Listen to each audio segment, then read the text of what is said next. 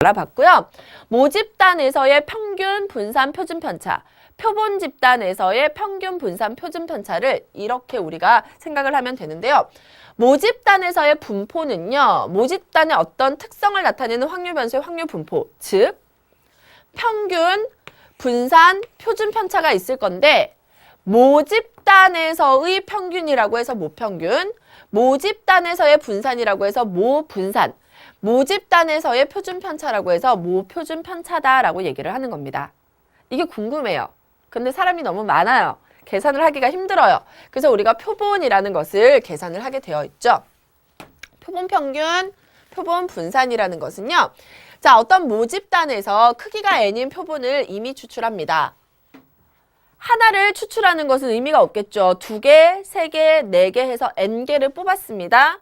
그랬을 때 이 x1, x2, xn까지를 다 더해서 n개니까 n으로 나눈 거예요. 그런 것을 x바, 표본들의 평균이다라고 해서 표본 평균 x바라는 이름을 붙여주는 겁니다. 이해되셨죠? 자, 예를 들면요. 아까 선생님이 키 얘기했습니다. 키를 계산을 하고 싶어요. 그래서 5명을 뽑았습니다. 5명을 싹 다 더해서 5로 나누면 그것을 우리가 표본 평균이라고 얘기를 하는 거예요. 두 번째 가겠습니다. 표본 분산인데요. 표본 분산은 잘 보셔야 되는 게 원래 우리가 분산 구할 때 어떻게 합니까? 어떤 확률 변수에다가 평균을 빼서 제곱하죠. 각각의 확률 변수에다가 평균을 빼서 제곱을 한 다음에 원래는 개수로 나눠줍니다. n으로 나눠줘야 되는데 표본 분산을 계산할 때는 n-1로 나눠줘야 돼요. 이것은 여러분이 그냥 의미만 좀 알고 넘어가시면 되는데요. 이 n-1로 나누는 이유는요. 표본 분산들의 평균이 모 분산과 같아지게 하려고 일부러 n-1로 나눈 겁니다. 원래 우리가 모 분산이라는 게 있잖아요. 여기 모 분산 있죠. 이 모 분산과 같아지게 하기 위해서 n-1로 나누는 것밖에 없습니다. 그렇게 큰 의미를 주실 필요는 없고 n으로 나누는 게 아니라 뭘로 나눈다? n-1로 나눈다라는 정도로만 그냥 알고 넘어가시면 될 거예요. 여러분이 그렇게 어렵게 생각하실 필요 없고요. 예를 들어 1, 2, 3, 4, 5 까지의 숫자가 적혀 있는 5개의 카드가 있다라고 해볼게요. 카드가 있는데 크기가 3인 표본을 복원 추출하는 거예요. 즉 크기가 3이라는 건 몇 개 뽑았다? 3개 뽑았습니다. 복원 추출이라는 건 한 번 뽑았던 것을 또 뽑을 수 있다라는 뜻이죠. 그래서 3개를 뽑았더니 1, 1, 4였어요. 그러면 이 1, 1, 4는 뭐예요? 크기가 뭐인? 3인 표본이 되겠죠. 이때 표본 평균 x반은 어떻게 구한다고요? 1 플러스 1 플러스 4에다가 나누기 얼마? 3개니까 3 하면 3분의 6이니까 표본 평균은 얼마다? 2가 나오게 되는 거고요. 그 다음에 표본 분산은 어떻게 쓸 수 있을까요? s제곱으로 그냥 약속을 하겠습니다. 이 값은 3이 아니라 얼마? 3-1인 2분의 1로 나눠준 다음에 1 빼기 x바의 제곱, 1 빼기 2의 제곱, 또 1 빼기 2의 제곱, 그 다음 4 빼기 2의 제곱. 이 값을 계산해주면 된다고요. 마이너스 1의 제곱이니까 얼마? 1. 마이너스 1의 제곱이니까 1, 2의 제곱이니까 4, 4, 5, 6. 2분의 6이죠. 그래서 이 값은 얼마가 된다? 3이 나오게 된다. 이런 식으로 여러분이 기억을 해두시면 돼요. 요거는 굳이 이렇게 물어보는 문제가 많이 나오지는 않을 겁니다. 그냥 여러분이 의미 정도로만 알고 넘어가시면 될 것 같고요. 자, 지금부터는요, 모평균과 표본평균의 어떤 공통점, 그리고 차이점들을 선생님이 좀 더 자세하게 알려드리려고 해요. 예를 들어서 설명을 할 거니까 여러분은 그냥 제대로 칠판만 바라보면서 대답만 잘해주시면 돼요. 그리고 이 내용은 선생님이 그대로 자료실에다가 스캔해서 올려드리니까 나중에 한번 보시면 될 것 같아요. 표본이 무엇인지를 다시 한번 생각해 보도록 하겠습니다. 자, 여러분이 이해를 돕기 위해서요. 사실은 제가 얘기했죠. 이런 내용들을 교육과정 해설서에 보면은 실생활에서의 예를 통해서 여러분이 알기 쉽게 가르치도록 한다라고 되어 있습니다. 굳이 여러분이 이것을 증명할 필요 없이 예를 통해서 알아내시기만 하면 되는데요. 좀 편하게 해볼게요. 이번에는 1, 2, 3의 3개의 숫자가 적혀 있는 카드가 있다라고 해보겠습니다. 그러면 이 3개의 모집단에 대해서 뭐를 구할 수 있습니까? 모평균과 모분산을 구할 수 있죠. 어렵지 않습니다. 즉, 한 개의 공을 꺼내는 거예요. 공을 뽑을 때 우리는 모집단의 평균, 모평균이죠. 모평균과 그 다음에 모분산을 한번 계산해 보려고 해요. 자, 확률 변수가 그래서 뭐가 됩니까? x가 되겠죠. x가 얼마이거나 1이거나 2이거나 3입니다. 1이거나 2이거나 3 이렇게 쓸 수 있다면 자, 확률 한번 계산해 볼까요? 확률은 3개의 카드 중에서 1 한 개죠. 그래서 3분의 1입니다. 3개의 카드 중에서 2 하나죠. 3분의 1이에요. 3개의 카드 중에서 3은 하나입니다. 3분의 1이에요. 합계는 무조건 얼마가 나와야 된다? 1이 나오게 되는 거 맞습니까? 이때 우리 모 평균을 m이라고 하고 모 분산을 시그마 제곱이라고 하면 m은 뭐가 됩니까? 우리 어떻게 구해요? 2개 곱하라고 했죠. 1 곱하기 3분의 1, 2 곱하기 3분의 1, 3 곱하기 3분의 1을 해서 3분의 1 플러스 3분의 2 플러스 3분의 3입니다. 즉 3분의 6이죠. 3분의 6이라서 평균이 얼마 나옵니까? 2가 나오게 되는 거예요. 자, 분산 구해보겠습니다. 시그마 제곱이라고 하면 분산이라는 건 뭐가 필요합니까? x제곱이 필요해요. 1의 제곱은 1, 2의 제곱은 4, 3의 제곱은 9가 되어서 3분의 1 플러스 3분의 4 플러스 3분의 9죠. 여기에다 빼기 뭐예요? 평균의 제곱을 해주면 되는 거예요. 자, 그러면 3분의 얼마? 14가 되고 3분의 14 써드릴게요. 3분의 14 빼기 4예요. 3분의 12죠. 따라서 분산은 3분의 얼마가 나옵니까? 2가 나오게 되는 겁니다. 모 평균과 모 분산을 구해봤습니다. 이번에는요, 선생님 이거 이따가 같이 비교를 해드릴 거예요. 꼭 기억을 하시고요. 1, 2, 3, 3개의 공이 있었을 때 이번에는 표본을 만들어 보려고 해요. 2개의 공을 뽑는 거예요. 2개의 공을 뽑아서 표본이죠. 표본들의 뭐를 구하고 싶다? 평균이 어떤 모양을 띠고 있는지가 궁금한 거예요. 자, 그러면 이것을 뭘로 두자? 확률 변수 x바로 두도록 하겠습니다. 이 x바라는 것은 따라서 뭐예요? x1이라는 표본, x2라는 표본 2개를 꺼내서 나누기 2를 하면 그 값이 바로 x바가 되겠죠. 이해되셨나요? 자, 그럼 x바가 나올 수 있는 것을 한번 생각해 보겠습니다. x1과 x2를 이용해서 우리는 뭐를 찾고 싶은 거예요? x바를 찾고 싶은 거예요. 1, 2, 3을 복원 추출하는 겁니다. 1이 나올 수 있죠. 1, 2가 나올 수 있고요. 1, 3이 나올 수 있습니다.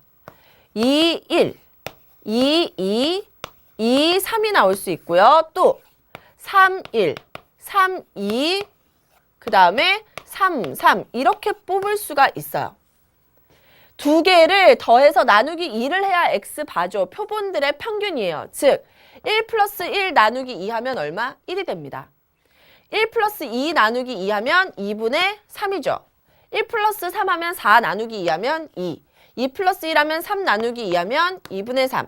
2 플러스 2 하면 4 나누기 2 하면 2. 2 플러스 3 나누기 2 하면 2분의 5죠.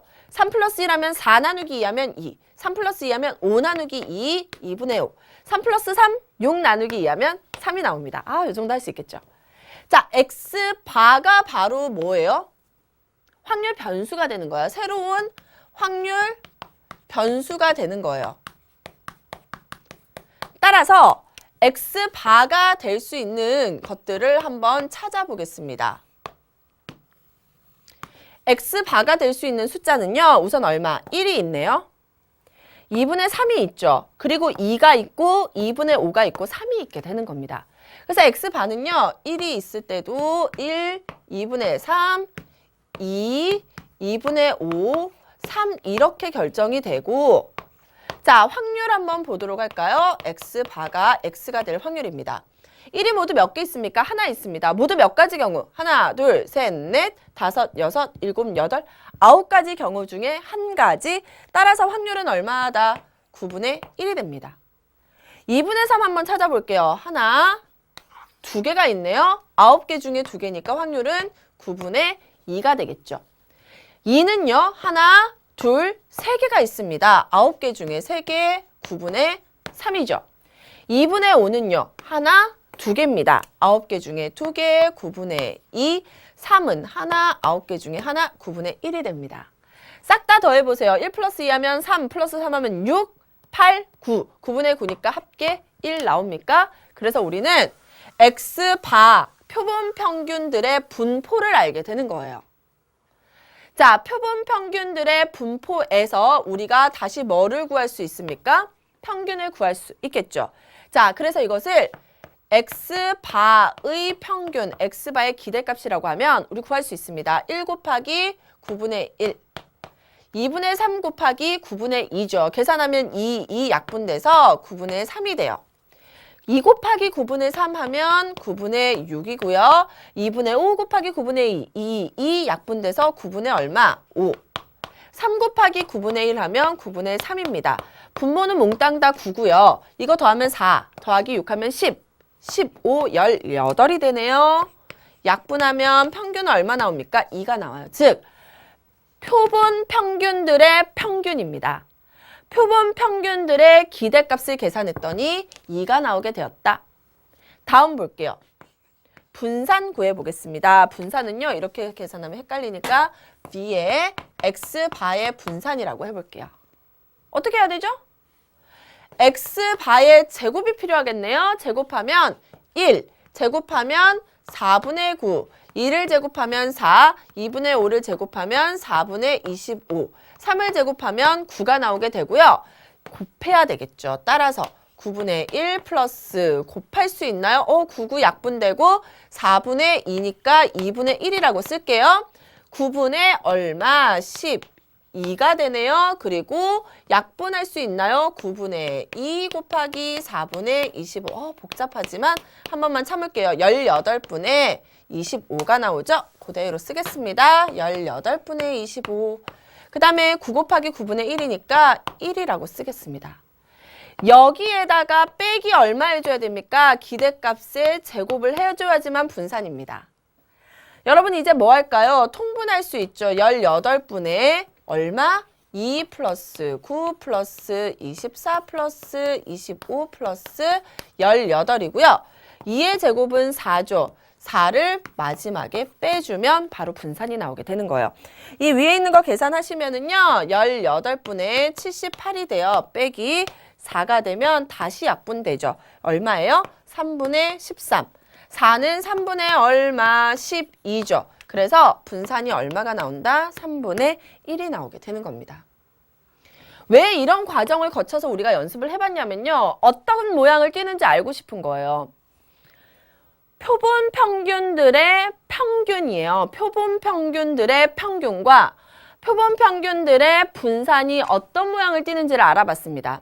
여러분 우리 앞에서 뭐 해봤습니까? 모 평균과 모 분산을 구해봤죠. 이 두 가지를 지금부터 비교를 할 거예요. 선생님 써드릴까요? 자, 모 평균이 얼마였냐면 2였습니다. 모 분산이 얼마였냐면 3분의 2였어요. 이것은 뭐에 관한 내용입니까? 모집단에 관한 내용이에요. 자, 표본 집단에 관한 얘기를 해볼게요. 표본 집단에 대해서 표본 평균들의 기대값을 구했더니 2가 나왔고요. 표본 평균들의 분산을 구했더니 3분의 1이었어요. 이 표본의 크기는 얼마였게요? 몇 개씩 뽑았습니까? 2개씩 뽑았죠. 어떠한 특징이 있는지만 아시면 됩니다. 2개의 값이 어때요? 같습니다. 즉, 모 평균과 표본 평균 어떻다? 같다라는 것을 알 수 있게 되는 겁니다. 모 평균과 뭐가 같다? 표본 평균들의 기대값은 같다라는 거예요. 표본 평균의 평균이죠. 기대값이라고 써드릴게요. 그리고 모 분산이 있습니다. 얼마였어요? 3분의 2였습니다. 표본 집단에서의 분산은요. 3분의 1이 됐습니다. 크기가 2였죠. 얼마로 나눴더니 크기로 나눴더니 3분의 1이 된 거예요. 모 분산을 나누기 얼마를 했더니 크기를 했더니 표본 집단에서의 뭐가 나왔어요? 표본 평균의 분산이 나오게 된 겁니다. 이 내용이 굉장히 중요해요. 여러분 생각해 보세요. 모집단이 있었습니다. 모집단이 이러한 분포를 띠고 있었어요. 평균이 여기 있었어요. 모집단이 이러한 분포를 띠고 있었는데 이거를 여기에 있는 것들을 두 개씩 다 꺼내서 더한 다음에 다시 2로 나눴어요.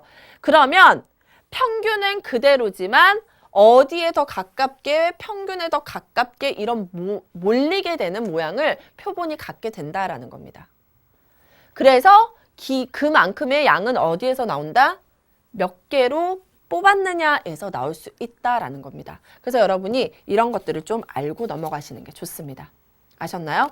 자, 지금까지 배운 내용들 꼭 기억을 해 두셔야 되고요. 선생님 잠시 쉬었다가 이 내용 이용해서 다시 문제 한번 풀어보도록 하겠습니다.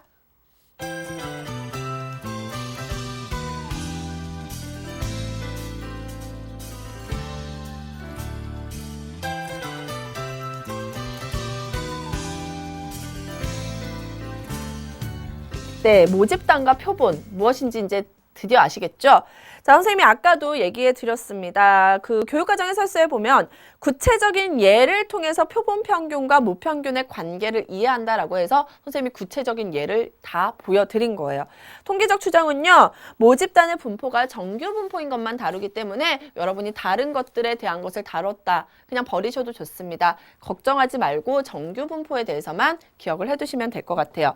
자, 표본 평균의 평균과 분산과 표준 편차 다시 한번 확인하겠습니다. 확인하고요. 문제들 어떤 식으로 출제되는지 같이 한번 살펴볼게요.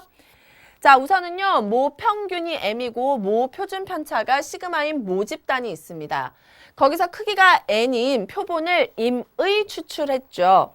임의 추출했을 때 그 X바 표본 평균들의 기대값은요. 뭐랑 같습니까? 모평균과 같습니다. 표본 평균들의 분산은요. 모 분산에서의 값을 크기로 나눠준 것과 같다. 표본 평균들의 표준 편차는 분산에다가 루트 씌워준 거기 때문에 루트 n분의 시그마가 된다라는 것을 기억을 해두시면 돼요.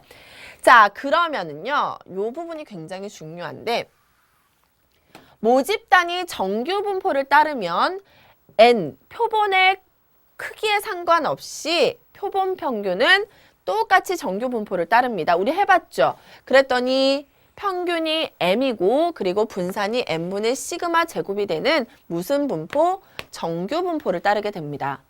그리고 모집단의 분포가 굳이 정규 분포가 아닐 때에도 표본의 크기가 충분히 크면 충분히 큰 문제만 나옵니다. 충분히 크면 표본 평균들의 분포는 정규 분포에 가까워진다라는 것을 알 수 있습니다. 여러분 굳이 밑에 있는 내용은 알 필요 없고요. 위에 있는 것만 정확하게 기억하시면 돼요. 모집단이 무슨 분포? 정규 분포면 X바도 정규 분포인데 모평균은 같지만 분산만 달라집니다. n분의 시그마 제곱을 따른다. 여러분 그러면 이런 생각이 드시죠? 정규 분포를 따르면 우리는 뭘로 바꿔줄 수 있어요? 표준화를 통해서 표준 정규 분포로 바꿀 수 있습니다.